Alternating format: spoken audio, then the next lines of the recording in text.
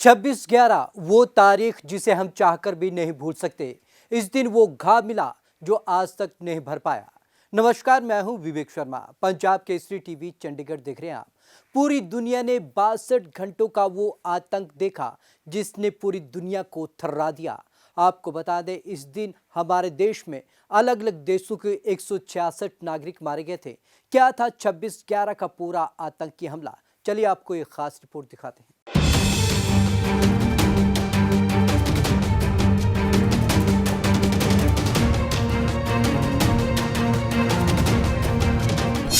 मुंबई आतंकी हमले के 12 साल, जब गोलियों की तड़तड़ाहट से दहल उठी थी माया नगरी।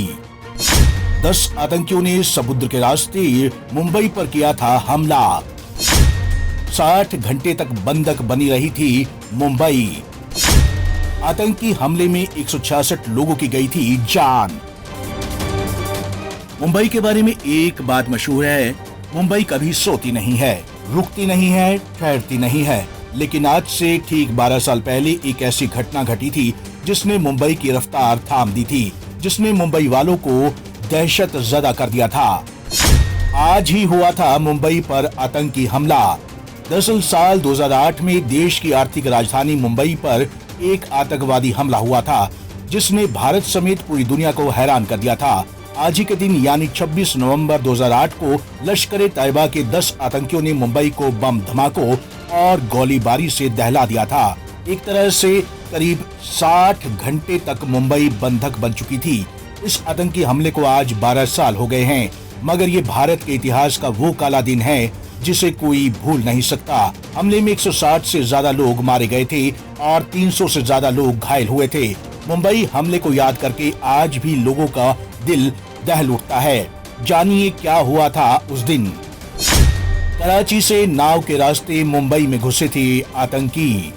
मुंबई हमलों की छानबीन से जो कुछ सामने आया है वह बताता है कि 10 हमलावर कराची से नाव के रास्ते मुंबई में घुसे थे।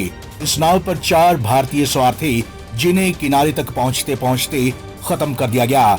रात के तकरीबन 8 बजे थी जब ये हमलावर कोलाबा के पास कफ परेड की मछली बाजार पर उतरे। वहां से वे 4 ग्रुपों में बट गए और टैक्सी लेकर अपनी मंजिलों का रुख किया। मछुआरों को था शक।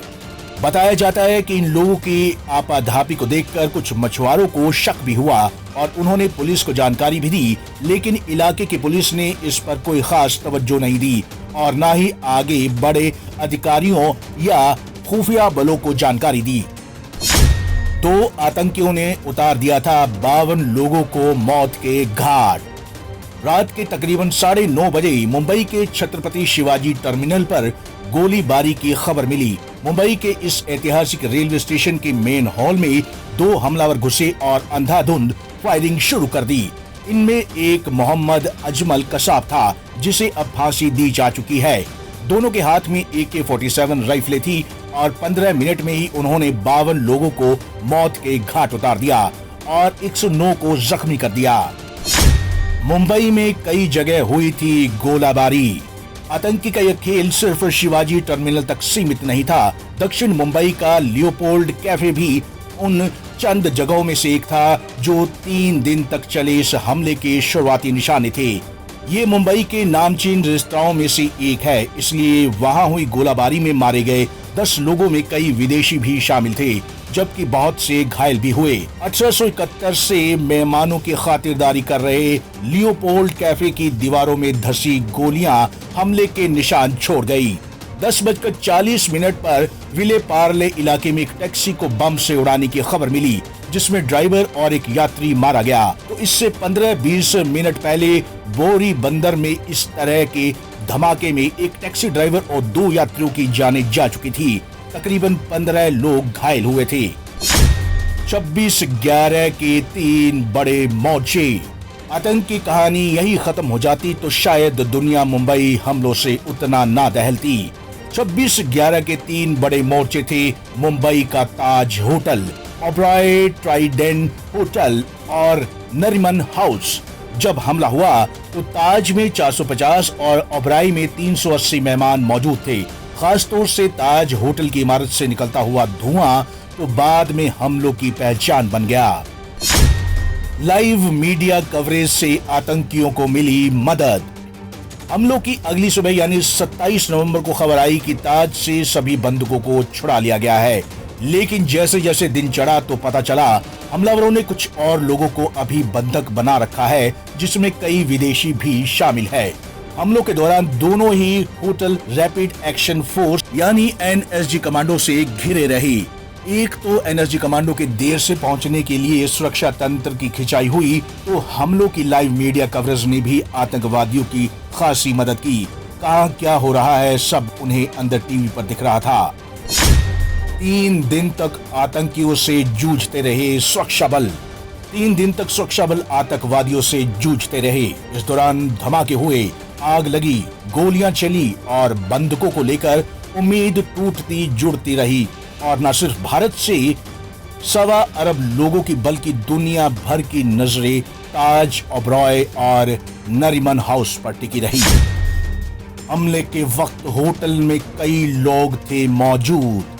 हमले के वक्त ताज में अंतर्राष्ट्रीय व्यापार पर यूरोपीय संघ की संसदीय समिति के कई सदस्य भी शामिल थे। हालांकि इनमें से किसी को कोई नुकसान नहीं हुआ। हमलों की जब शुरुआत हुई तो यूरोपीय संसद के ब्रिटिश सदस्य सज्जाद करीम ताज की लॉबी में थे, तो जर्मन सांसद एरिका मान को अपनी जान बचाने के लिए इधर उधर छिपना पड़ा। ओबरॉय में मौजूद लोगों में भी कई जाने माने लोग थे। इनमें भारतीय सांसद एन कृष्णदास भी शामिल थे, जो ब्रिटेन के जाने माने कारोबारी सर गुलाम नून के साथ डिनर कर रहे थे। हमलावरों ने नरीमन पॉइंट को भी कब्जे में कर लिया था।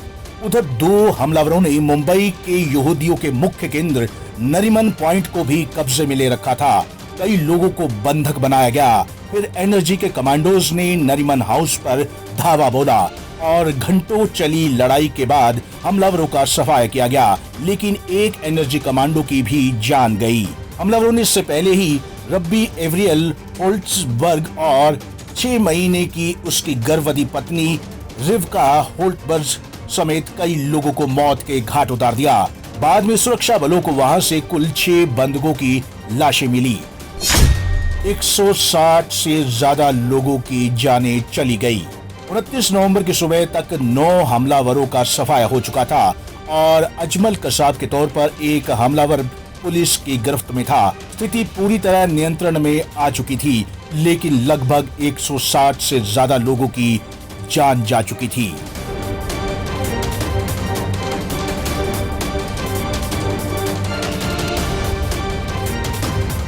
बारह साल बीत चुके हैं, लेकिन आज भी भारतीयों के घाव हरे के हरे हैं। वो लाशें, वो चीखों पुकार, वो गोलियों की तड़तड़ाहट आज भी सभी के जहन में मौजूद है। जब भी वो घटना की याद आती है, हर कोई सिहर उठता है। तो आज की इस खास रिपोर्ट में बस इतना ही। विवेक शर्मा को दीजिए इजाजत। नमस्कार।